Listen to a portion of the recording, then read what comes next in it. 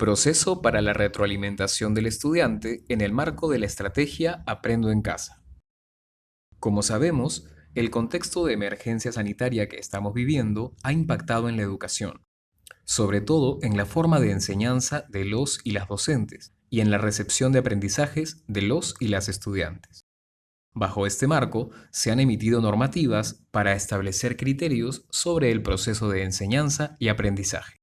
En ese sentido, el objetivo de esta presentación es conocer el proceso de seguimiento y retroalimentación que pueden realizar los y las docentes a los y las estudiantes en el marco de la estrategia Aprendo en casa.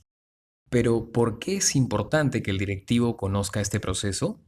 Porque permite que pueda realizar acciones relacionadas al CGE 4 y seguir fortaleciendo su liderazgo pedagógico, con énfasis en la retroalimentación y acompañamiento a las y los docentes. ¿En qué consiste el proceso de retroalimentación a estudiantes? Veamos la siguiente lámina. Proceso de retroalimentación a estudiantes.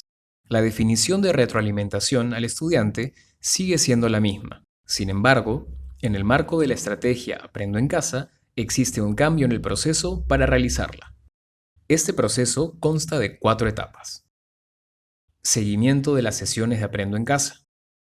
Antes de iniciar la retroalimentación, él o la docente debe tener conocimiento sobre el tema, desarrollo y actividades propuestas en las sesiones de Aprendo en casa. Para ello, debe revisar información sobre las sesiones propuestas, ya sea a través de la web, televisión o radio, según sea el caso. Seguimiento de actividades. Luego de que él o la docente tiene el conocimiento sobre las sesiones propuestas y las actividades asignadas a las y los estudiantes, debe verificar que éstas se cumplan. Retroalimentación. Luego de que él o la docente tiene el conocimiento sobre las sesiones y actividades propuestas, además le hace seguimiento al cumplimiento de actividades. Este debe identificar las necesidades de aprendizaje y realizar la retroalimentación respectiva. Actividades complementarias. Puede dejar actividades complementarias a los y las estudiantes, ya sea porque persisten las necesidades, para reforzar aspectos generales o porque ve necesario contextualizar las actividades de Aprendo en casa. Esta etapa es opcional. A continuación se explicarán las 3 primeras etapas. Etapa 1. Seguimiento de las sesiones de Aprendo en casa. Esta etapa tiene 2 criterios. El primer criterio se trata de revisar las plataformas y consta de 4 pasos. Él o la docente ingresa a la plataforma Aprendo en casa a través del siguiente enlace.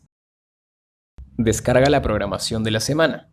Para el caso de televisión y radio, esta programación contiene la fecha específica, horarios por niveles y grados, así como los nombres de las sesiones. Para el caso de la web, se tiene una programación de sesiones semanales por niveles y grado. Selecciona plataforma y grado. Dar clic en una de las plataformas, televisión, radio o web. Luego, seleccionar el nivel y grado. Selecciona y descarga la semana de trabajo. Este paso solo es posible si se ha seleccionado la opción web. Para las otras opciones, como televisión, aparecerán las sesiones de Aprendo en casa en video y en audio para el caso de radio. El segundo criterio se trata de revisar las actividades de la secuencia didáctica propuesta y consta de 3 pasos. Planificador de actividades. Revisa el planificador de actividades que contienen las secuencias didácticas que se trabajarán durante la semana. Seleccionar el día. Aquí se tendrá que seleccionar el día que al docente le corresponda trabajar. Revisión de los aspectos clave de la guía docente. Para orientar mejor la labor docente, se tiene una guía semanal por competencias. Esta guía se encuentra disponible para web, televisión y radio. ¿Cómo accedo? Ingresando al siguiente enlace. A continuación, se presenta la estructura de la guía, con el objetivo de identificar sus componentes. Aspectos clave de la guía docente. Por ejemplo, en la siguiente guía de docentes para la plataforma de televisión, identificamos lo siguiente. Vamos a desarrollar un proyecto integrador. Articula las áreas de ciencia, tecnología y ambiente y matemática. El propósito de la sesión es que los estudiantes propongan acciones para aportar en la construcción de un mejor país, donde todos y todas podamos vivir en armonía. La situación en la que se enmarca el proyecto es el método científico, el cual permite indagar sobre información de los intereses de las y los estudiantes, tomando como referencia los aspectos tocados en la clase anterior. También identificamos el programa con el nombre de las sesiones por día. Identificamos las competencias priorizadas a trabajar durante la semana. Evidencias de aprendizaje. Identificamos las evidencias de aprendizaje que tienen que ser desarrolladas por las y los estudiantes y a su vez encontramos los criterios de cómo evaluarlas. Identificamos también los enfoques transversales para la semana de trabajo, recursos que necesitará la o el estudiante. Por último, identificamos los enlaces de referencia para la o el docente en torno a la estrategia de educación a distancia denominada Aprendo en Casa. A continuación, veremos lo relacionado a la segunda etapa denominada Seguimiento de actividades. Esta etapa tiene un solo criterio: revisión y seguimiento al cumplimiento de actividades. Buscamos que él o la docente verifique el cumplimiento de las actividades planteadas en la estrategia Aprendo en Casa. Para ello, realizamos el paso 1, recepción de evidencias. Antes de iniciar la retroalimentación, es importante que él o la docente recepcione las evidencias sobre el cumplimiento de las actividades. Además, es importante tomar en cuenta que se pueden recepcionar en diversos formatos, como fotografías. Se pueden tener fotografías de textos elaborados por las y los estudiantes. Grabaciones de audio. Se pueden tener audios de estudiantes realizando, por ejemplo, la declamación de un poema. Grabaciones de audio y video. En este formato podemos recoger información, por ejemplo, de realización de entrevistas de las y los estudiantes. Llamadas telefónicas. Aquí el docente, mediante una serie de preguntas, puede recoger información del cumplimiento de actividades de las y los estudiantes. Mensajes de texto. En zonas de poca conectividad también se puede recoger información de las evidencias de aprendizaje a través de este medio.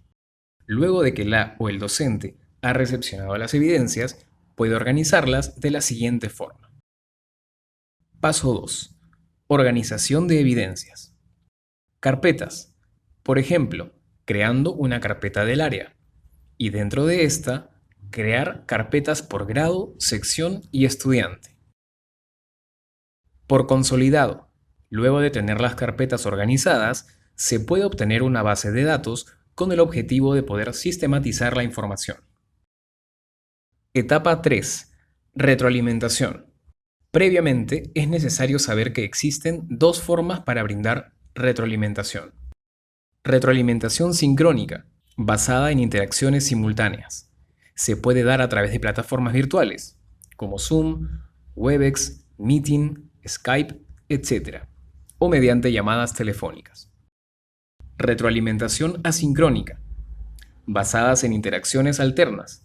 Se puede dar a través de un smartphone, mensaje de texto o correo electrónico. Retroalimentación. Esta etapa consta de dos criterios. El primer criterio es la identificación de necesidades de aprendizaje. El docente debe analizar las evidencias de aprendizaje teniendo en cuenta tres pasos. Paso 1. Él o la docente debe identificar la actividad planteada en Aprendo en Casa. Paso 2. Él o la docente revisa las evidencias de aprendizaje planteadas en la guía docente. A partir de ello, establece los criterios de valoración de evidencia, con el objetivo de analizar lo que las o los estudiantes envían. Finalmente, los criterios de valoración de evidencia deben estar enmarcados en los niveles esperados de cada ciclo. Paso 3. Evidencia de aprendizaje. Al analizar la evidencia se identifica la siguiente dificultad. En el desarrollo, no ha considerado la forma en la que se organizarán para realizar el trabajo y tampoco ha diseñado una tarjeta mnemotécnica que le permita hablar de eso. Luego de ello, él o la docente puede retroalimentar. Pero, ¿qué retroalimentación es necesaria para asegurar los aprendizajes? Veamos los tipos de retroalimentación. Segundo criterio, tipos de retroalimentación. Retroalimentación incorrecta. Cuando la o el docente, al dar retroalimentación, ofrece información errónea o da señal de que algo es correcto cuando es incorrecto, o viceversa. Por ejemplo, retroalimentación elemental. La o el docente brinda retroalimentación elemental, respuestas monosilábicas como bien o mal. Solo revisa las evidencias utilizando marcas diversas o solo felicita, estimula con premios o archiva evidencias enviadas por las y los estudiantes. Por ejemplo, retroalimentación descriptiva. La o el docente describe a detalle lo que debe hacer el estudiante, dando algunas pautas, tips o modelando la resolución de la actividad. Por ejemplo, retroalimentación reflexiva. La o el docente brinda retroalimentación reflexiva o por descubrimiento, realizando preguntas o retos que permiten al estudiante identificar su error y superarlo. Por ejemplo, es importante considerar que la retroalimentación descriptiva y reflexiva son consideradas efectivas para asegurar los aprendizajes. Es así como podemos realizar la retroalimentación a estudiantes en el marco de la estrategia Aprendo en Casa. Sigamos trabajando juntos por una mejor educación. Muchas gracias. Ministerio de Educación. Gobierno del Perú. El Perú primero.